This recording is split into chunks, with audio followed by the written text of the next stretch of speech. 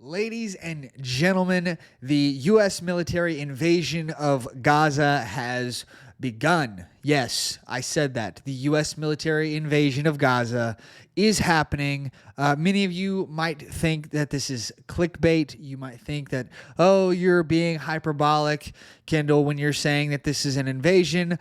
I don't see how you can look at this story and see that this is anything other than an invasion, this story that I'm about to show you. Joe Biden has said from the beginning of this conflict between Israel and Hamas that erupted on the October 7th attack. I believe it was October 7th. I could be wrong. I believe it was. Since that date, Joe Biden has stated that U.S. military boots will not be on the ground. That has since gone away. That has been thrown out the window because of this story.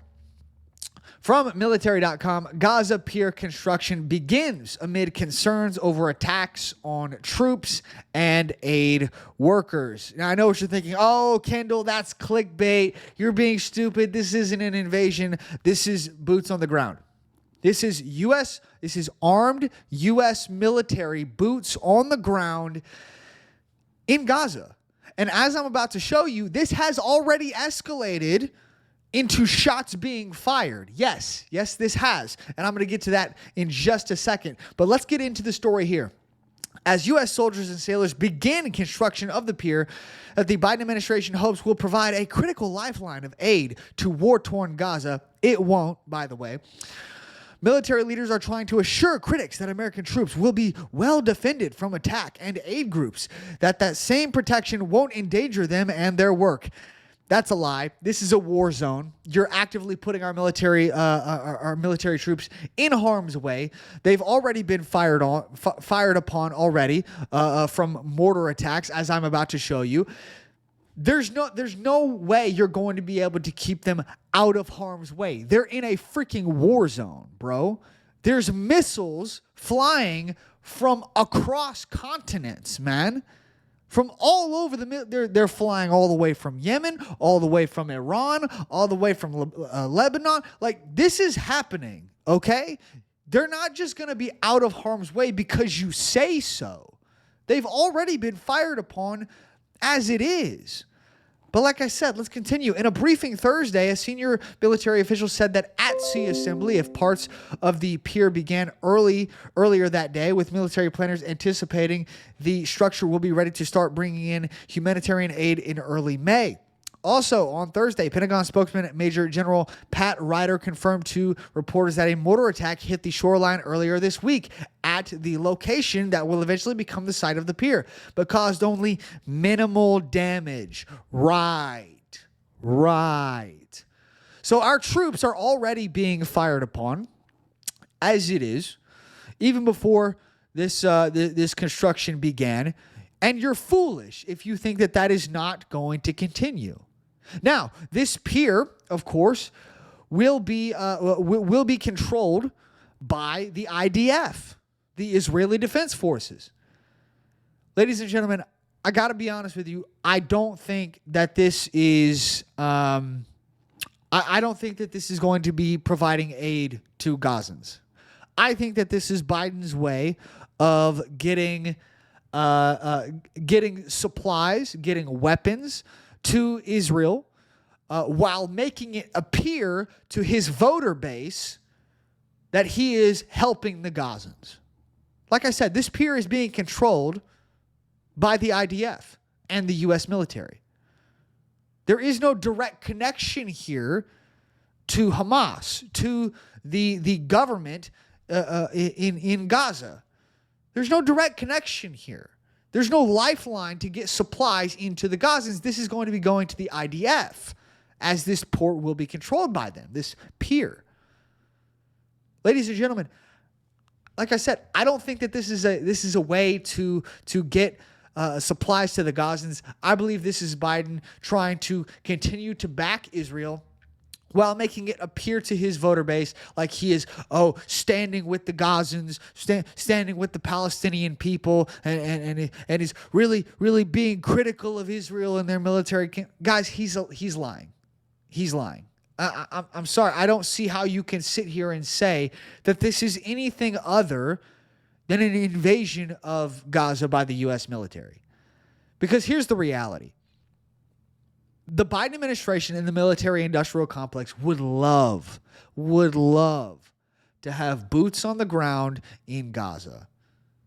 And in fact, they're already doing that. But what I mean is that they would love to be able to be in a hot, direct conflict between the U.S. military and Palestine, which would most likely result in a war between the U.S. military and Iran. Ladies and gentlemen, wartime presidents win elections almost every single time. And right now, Biden is struggling. But in the same sense, I could be wrong about that, because in the same sense, his supporters are leaving him. We've seen videos recently of his own supporters stating that they might end up voting for Trump just to spite this guy, just to spite Biden and to show him, look, we don't support your support for Israel. Now, personally, I don't really think that makes sense for that individual to say that, because Trump is also very supportive of Israel himself, which, I mean, I myself am very supportive of Israel. I believe that they have a right to defend themselves. I believe that Israel has a right to exist as a nation. I don't think that we should be as involved as we are. I don't really think that we should be really involved at all in this fight. I don't think Israel really needs our help when it comes to this situation. And unfortunately, our government is obsessed with giving money and weapons to every other country and securing everybody else's borders, but not securing ours, which, of course, is costing our taxpayers billions and sometimes even trillions of dollars, giving all this money to other nations, and which, of course, is devaluing our dollar, causing massive inflation, and impoverishing our population.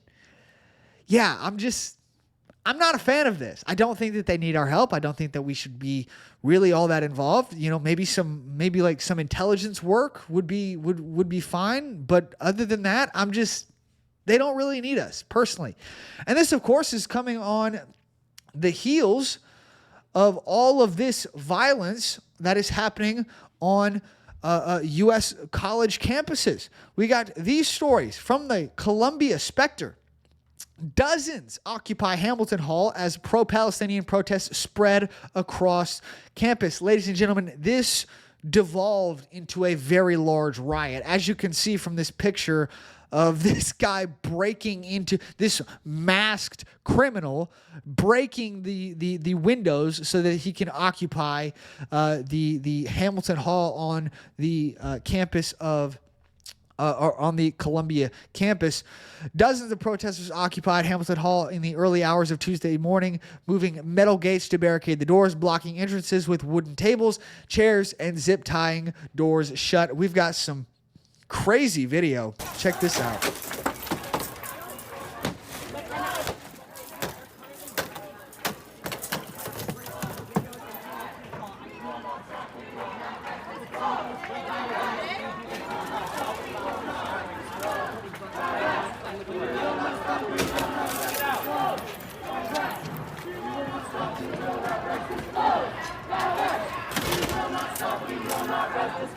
Absolutely insane. Just breaking into the buildings, occupying the buildings.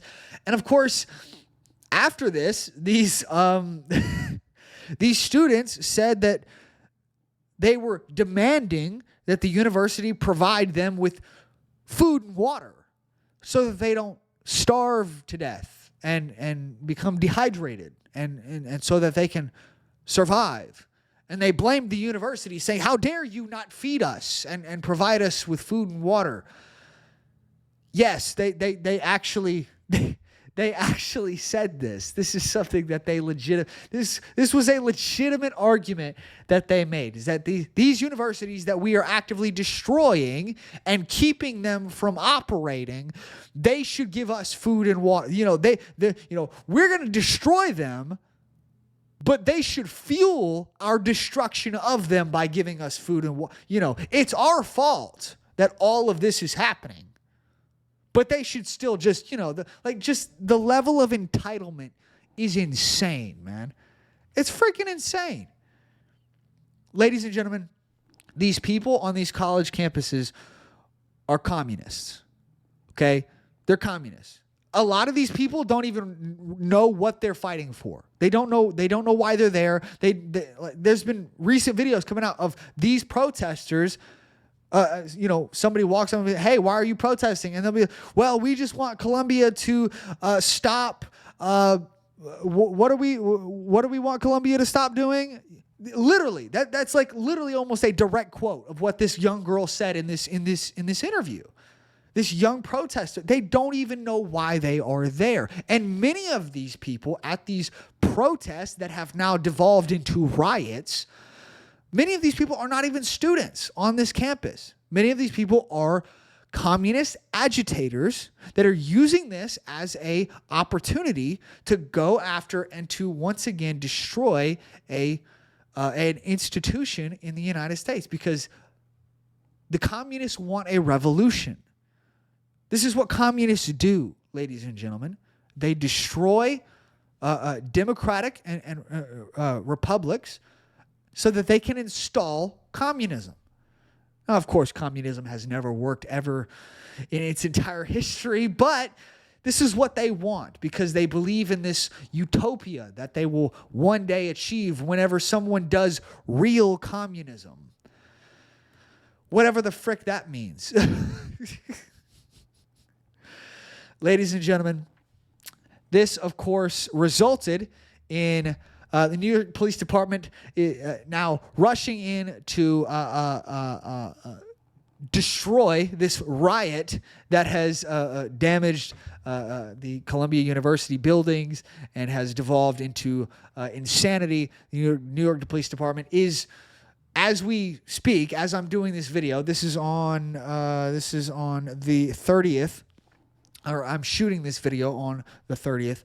They are, as we speak, arresting people. It's devolved. There's been fighting with police. It's gotten insane. Ladies and gentlemen, the point that I'm trying to make here in this video is this. Is that we actively have communist revolutionaries in our country who do not think that the United States should be allowed to exist. They also believe that Israel should not be allowed to exist as a nation. They believe that the United States is all stolen land and it should all just be given back, even though they don't know who it should be given back to. They say the Native Americans, but which Native Americans?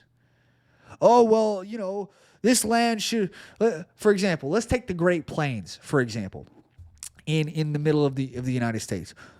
Who do you give that back to? Oh, well, it was controlled by the Comanche. Oh, yeah, it was. But before that, it was controlled by the Apache and the Tonkawas and the Kiowas. Who do you give it to? Who do you give the land to? Who? And to all the other people that are here, where do they go? Where do they go? Oh, well, they should go back to their European country. What European country? I didn't come from a European country. I was born in Houston, Texas. I'm an American. I'm not from Europe. Never. I don't have anything to do with that country. There might be some people in the history of my family way back when that might have some history with that country, but they're dead. Do you see the problem here? Do you see the issue, the insanity of this communist revolutionary garbage that has taken over the young people of this nation? Not all young people. I'm an example, thank goodness. And then, of course, you've got the Biden regime that is obsessed with putting our own military in harm's way. It's almost like they want to spark a conflict. It just seems that way. It really does. Ladies and gentlemen, the question here is, what result will we get from this come November? ultimately, I don't think that Joe Biden recovers from this. I don't. His own supporters are telling him that what he has done in support of Israel is not enough. And then, of course, any of his supporters can go and read these articles showing that the IDF is going to be controlling this pier, and they're going to see, oh, this isn't going to provide support or supplies or anything for the people of Palestine or for the Gazans, people in the Gaza Strip. It's not, he's just giving supplies to the IDF. He's just helping out Israel more, which, like I said, I agree with Israel being a nation. I think that they should be allowed to defend themselves. I just don't want to impoverish the United States and to destroy our economy and to devalue the dollar and cause mass inflation in the United States in order to support them. I don't see how that helps anybody. I just don't. It's not going to help them, and it's not going to help us. Ladies and gentlemen, I don't see how Joe Biden recovers from this. I truly don't. I don't see how, barring them throwing Donald Trump in prison, which I'm going to be honest is likely because a lot of these trials that Donald Trump is involved in, these bogus, trumped-up charges that Trump is involved in. A lot of them are in Democrat cities or are in Democrat jurisdictions. And a lot of these jurors, you could probably guess, are all going to be Democrats who hate Trump. The likelihood that he gets a fair trial in any of these cases is extremely unlikely. So, I think it's likely that he gets thrown in jail. And if that happens, I don't know, America ceases to exist.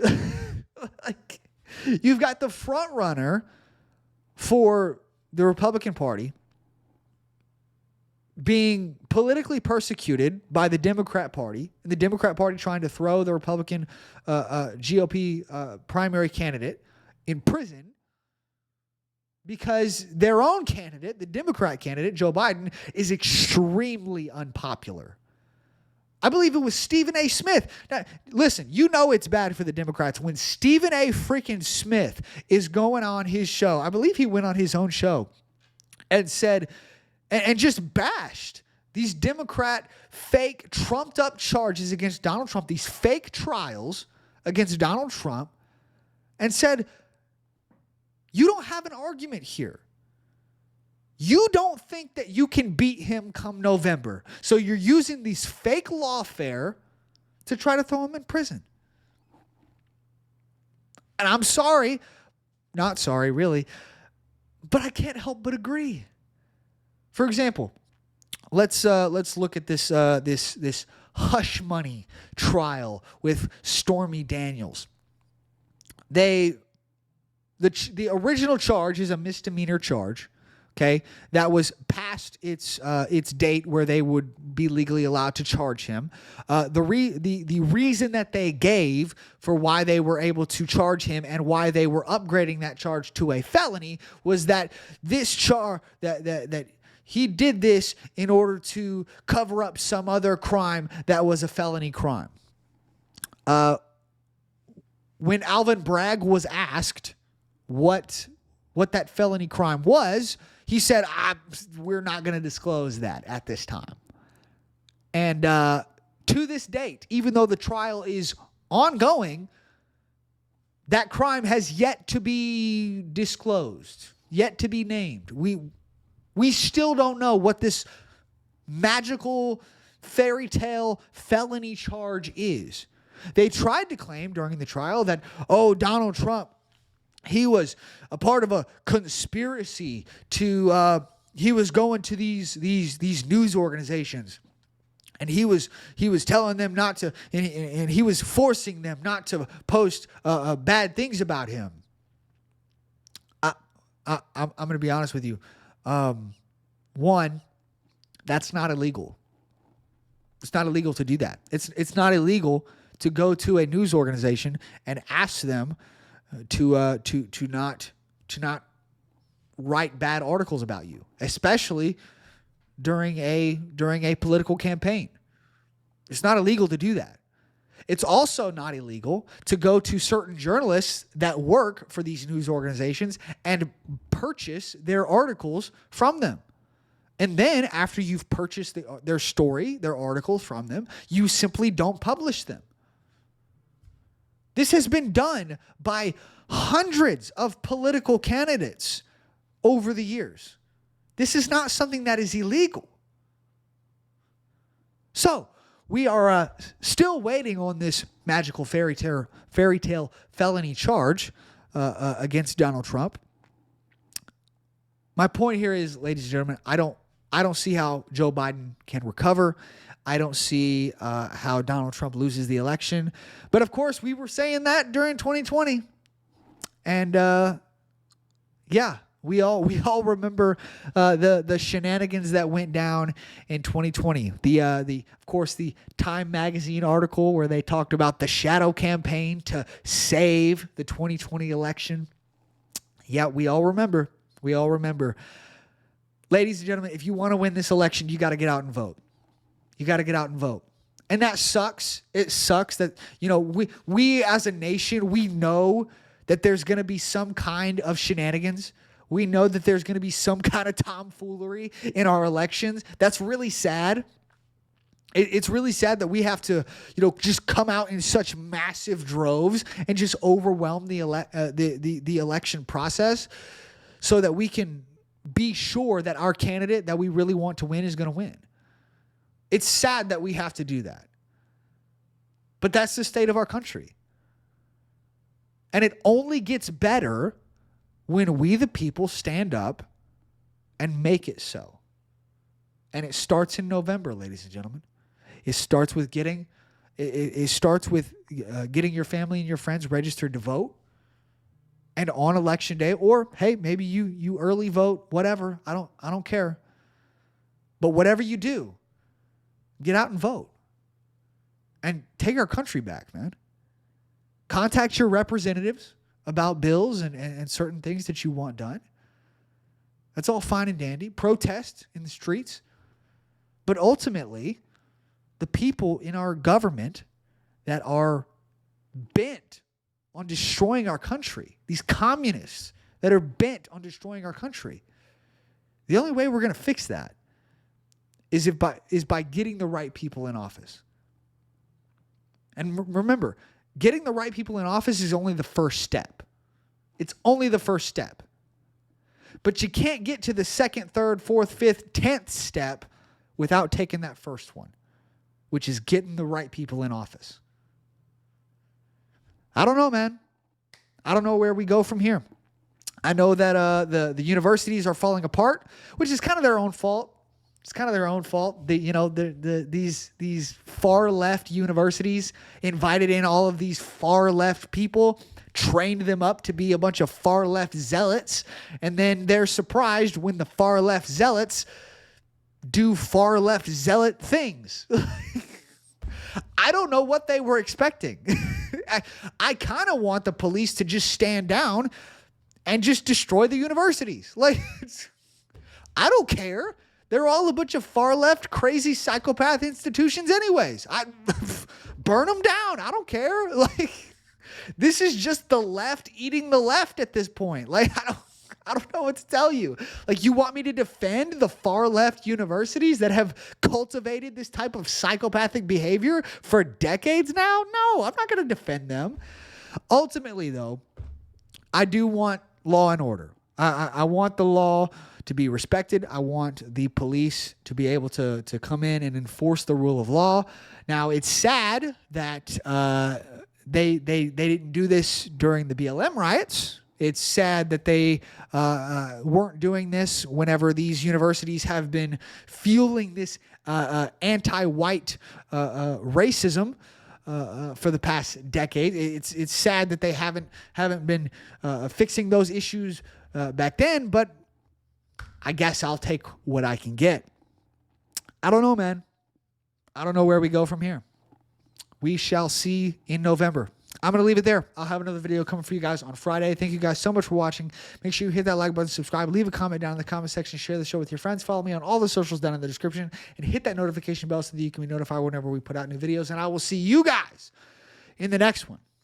Bye, guys.